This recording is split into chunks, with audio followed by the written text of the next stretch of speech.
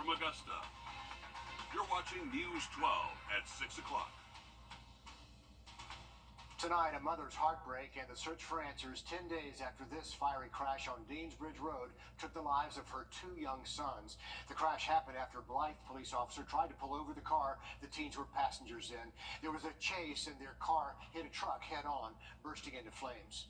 3 people died, including Barry Fields and his brother Casey. Now their mother faces a harsh reality. I remember I woke up one day before church. I wake up one day. Now, Shaquilla Scott only has pictures and memories of her 2 young children. They were 15 and 13 years old. And it's an unimaginable pain that this family is dealing with. Your Audrey Dickherber is live in our newsroom. And Audrey, you spoke with their mother today. It's hard to imagine losing 2 children in an instant. She says mother's intuition kicked in when she didn't hear from 2 of her children, 15-year-old Barry Fields and 13-year-old Casey Fields. So she went to look for them herself and found her fears turn into a reality. I feel dead on this side, like my soul is gone. My soul is gone. Like when she didn't hear from them, she retraced their steps and came across the crash on Deansbridge Road. I ran back up the highway on feet, and I started telling him, like, I'm looking for 3 boys. I was like, I'm looking for 3 boys, my car, this color, whatever. I have. Due to the nature of the scene, there hasn't been an official ID, but she says law enforcement told her, based on her description, it's likely her children. My children and my boys have never been in a situation where I couldn't save them.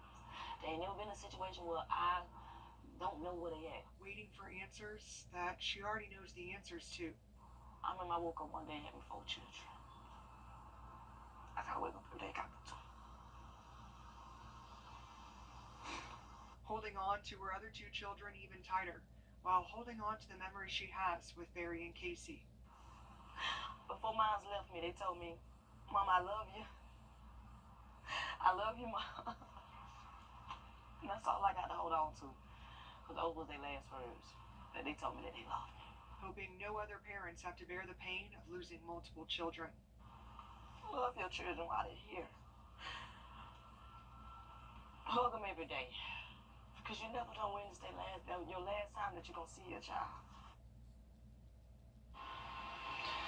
Casey just turned 13 on the 11th, and Barry was supposed to turn 16 this past Saturday. So instead of getting to celebrate her children's birthdays with them, she's now planning their funeral for them. Something no parent should have to go through. Audrey Dickherber in our newsroom tonight. Well, this afternoon, it started to feel like... Thank you, Riley. The state of health care in Columbia County is getting stronger. Doctors Hospital set to transform a vacant building that used to be the home of Fats Cafe into a brand new top-of-the-line emergency room. And our Sky 12 drone capturing progress on the new Wellstar Hospital earlier today. So what's the latest on both these big projects? Your Kennedy Payne joins us now live from that future ER site to explain.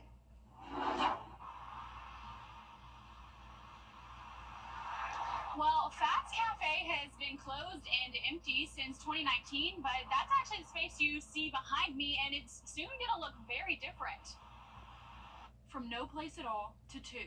We are very excited to be able to open our new freestanding emergency department in Evans. Something Joanna Conley says has been a long time coming. We know there's a lot of need for emergency services there. Historically, many of the residents of Columbia County have come to Doctors Hospital for their emergency care. Doctors Hospital of Augusta applied for a certificate of need for the state of Georgia in 2020. They are finally beginning construction for the ER this fall. 11 treatment rooms, including 1 trauma room, CT, X-ray, laboratory, and pharmacy. Conley says right now they do not have an exact number of how many jobs this will provide for those in Columbia County, but they will post job openings for the new ER when construction begins.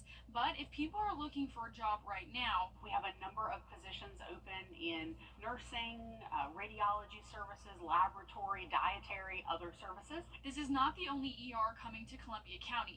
A separate Wellstar Columbia County Hospital is currently underway. Lisa Kaler is with Augusta University Health, and she says the structural steel is almost complete and the exterior is next. Construction is on track and they are expected to finish by mid-2026. And Conley also says that the Doctors Hospital ER is expected to be finished by the end of 2025. If you would like to apply for any of those positions or their current positions, we'll have that link on our website at wrdw.com. Kennedy Payne, some big changes coming to Columbia County. Exactly. It's going to help a lot of people on the Columbia County side so they may not have to commute as much. We're watching both those come up. New tonight, one person is facing several charges after a dog-fighting sting in Aiken County. Reports say the bust happened last Thursday while executing a search warrant in reference to dog-fighting and ill treatment of animals. Code enforcement says 12 dogs were taken from a property on Colbert Bridge Road. We're still working to learn more about the person charged with animal fighting and baiting, 2 counts of ill treatment of animals, conspiracy, and improper bearing. New tonight, $200,000 coming for a new initiative aimed in bringing in male minority teachers into Richmond County schools. Georgia Power is giving the money to Augusta University. It's part of their R3 initiative, which stands for Richmond Recruitment and Retention. As of last year, more than 400 teachers did not have a teaching degree but had that certificate. Your Hallie Turner breaks down the need for this program. Monica Brown says when she joined the Jaguar family 3 years ago as an education major, she noticed pretty quickly there wasn't a male in sight. We have no males, all females, but we are hoping that in the near future we will continue to get male teachers. While the teacher shortage continues to plague education nationwide, leaders say the push to getting more African American male teachers in the classroom starts now at Augusta University. We actually have teachers that come through our program and they tell me that they never had a teacher that looked like them. That makes an impact. That's not something that I want our students to say. Dr. Wilson says the answer to closing the gaps in education is rooted in representation. We know that it's important for students to see teachers and role models that look like them. And so it's critical that we stand in the gap and intentionally and purposefully recruit minorities, but also males into the profession to come alongside students. Typically what we hear is that they're coaches, and that's it. And so we want to do both. She says the new R3 Initiative program will provide pathways the school has never had before. This scholarship will enable them to take out fewer loans or hopefully, no loans in order to complete this degree. Brown believes having that kind of role model early on will help with more than just academic development. Having a teacher of their own color, I think they can relate a little bit more. And when you can relate to somebody, then it's better to learn from them. In Augusta, Hallie Turner on your side. And leaders say they're already recruiting for the initiative right now. And a degree without loans sounds pretty good to me. While they're keeping the amount of that scholarship money private for now, Wilson says it's hopeful at AU they're going to be able to offer these scholarships by next fall. So good news for a lot of incoming students there. Coming up later in sports, a new coach in Hepzibah changing the culture over the Georgia School for Innovation in Classics. We'll take you inside their varsity program next. And we could be worried about some dense fog early tomorrow morning, and then we're going to be cranking up the heat the rest of the week. We'll have that full forecast coming up. Time and temp, brought to you by your First Alert weather team. Wednesday and Thursday afternoon. On your sideline. Well, what if I told you that there is a school in Hepzibah that doesn't even have stadium lights to play under? But that could change in the future. Joseph Dorian introduces you to the Georgia School for Innovation and Classics varsity football team.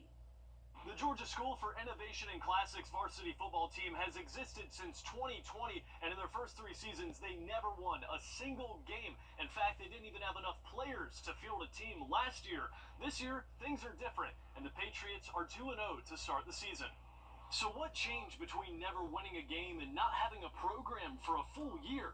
It all starts with a fresh face at head coach. The coaching bug really just got more strongly into me. Under Coach Arthur Marshall III, a team that didn't even have a home field to play on until this year has won their first 2 games against Community Christian and Palmetto Christian. The attitude is different, the mentality is different. As opposed to being the hunted, we have turned into the hunter. The Patriots roster currently consists of less than 30 student athletes, meaning multiple players have to play different positions, a challenge that every player is willing to take if it means the school will keep following a winning path. It's definitely good to see all the guys just happy and just to have the morale up and just to have a good standard from which Coach Marshall put in, and it just feels really nice. You can catch the Patriots back in action this Friday against Jefferson Davis Academy right here. And tonight at 11, you're going to hear more behind the revamping of this program and how Coach Marshall III plans to continue this year's success into the future. Reporting from Hephzibah, I'm Joseph Doring on your side. All right, thank you, Joseph. Don't forget to scan that flow code for Game of the Week. South Aiken at Lakeside, Strom Thurmond at Silver Bluff, and Lincoln County taking on McCormick. You have good options there. You study the history of the coordinators, and you look at that hard. You know, Dabo has an impact on the offense, so you look at what he's done through his time being there. The most recent you look at is last year's games, and nobody is exactly what they were the year before, but you don't have any other options to study. You know, you don't have game film of this year. Kirby Smart today. Speaking of Clemson, they don't have much to go off, like he said. What they do know is that Clemson has one of the most experienced offensive lines in the country. Almost 100 starts between the 5 guys up front. And Kirby Smart expects former offensive line coach Matt Luke, who left for Clemson, to weaponize them over the Dogs, meaning it's going to be really tough to get to Kate Klubnik. Thanks for that, Alyssa. Coming up, a massive court backlog is sparking a looming shortage in our local justice system. Next on News 12 at 6 o'clock, we explain why. First Alert Radar, powered by Jim Hudson Automotive Group. Hey, Blooper. It's the rooms to go Labor Day sale. So kick off the season in style. The perfect time to bring home fresh new pieces, comfortable new packages, beautiful furniture for every space. Summer is over. Get your home ready for fall. Shop online or in-store and save big with amazing sale prices that make anything possible. Make sure your home is ready for you. It's the Rooms to Go Labor Day sale going on now. There's a shortage of public defenders in Augusta, and they represent up to 90% of the people housed at the Richmond County Jail right now, and they have 19 attorneys in that office. Your Sydney Hood explains for us why attorneys are calling this a legitimate need. The right to an attorney is guaranteed by law. Tiana Bias is a private defense attorney and contract public defender for Accountability Court. Anytime you lose a public defender, it increases the chances that another one will leave, because now their salary hasn't increased, but the burden that they have and the work that they're doing has gone up, because they're trying to take on the caseload of a colleague who's no longer present. We represent at any given moment about 6,000 people in this circuit. The Augusta Circuit Public Defender told commissioners since 2021 his office has lost 26 attorneys, 4 since July 2024. Out of the staff that he has, I think it's about 9 of them in Superior Court. So that means that he's in a position where he has less than 2 attorneys per judge.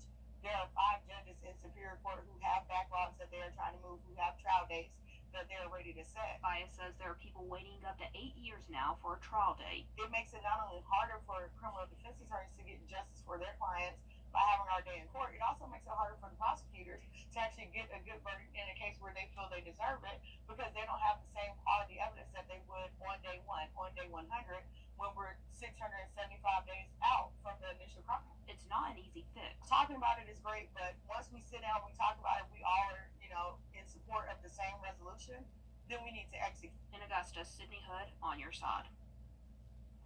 Bias says there is recently a formed committee with the city administrator, judges, the DA's office, solicitor's office, jail administration, and city leaders. They're coming together to work out possible solutions to the shortage at the public defender's office, backlog in court cases, and overcrowding at the jail. It's a problem that's just not getting any better as we go forward, and they're expected to have that first meeting in just a couple of weeks. We'll let you know what comes of it. The Richmond County Sheriff's Office wants you to keep an eye out for a missing 14-year-old. Reports say Grady Thomas IV was seen last Wednesday on Starn Street here in Augusta.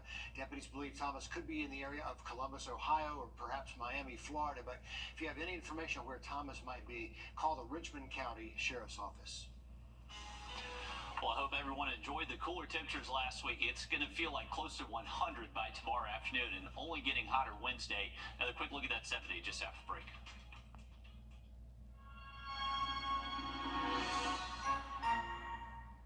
Here's a few things I believe. .org. Coming up tonight on the CBS Evening News, cyber criminals targeting kids' personal records. For Eye on America, we look at the more than 100 cyber attacks on schools and what your child needs to know about how to protect their identity and information. That and more headlines tonight on the CBS Evening News.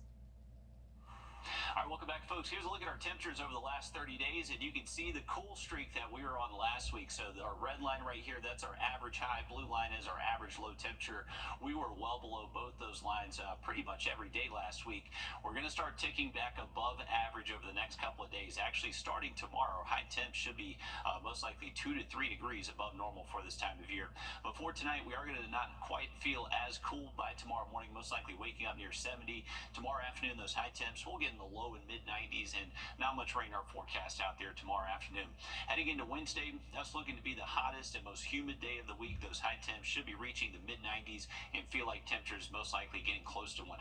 So it is going to feel more like summertime for the last official week of meteorological summertime, at least until we get to the start of September later next week. Thanks, Riley. Join us for more news and weather on 26 News at 7, and then we'll see you back on News 12 at 11.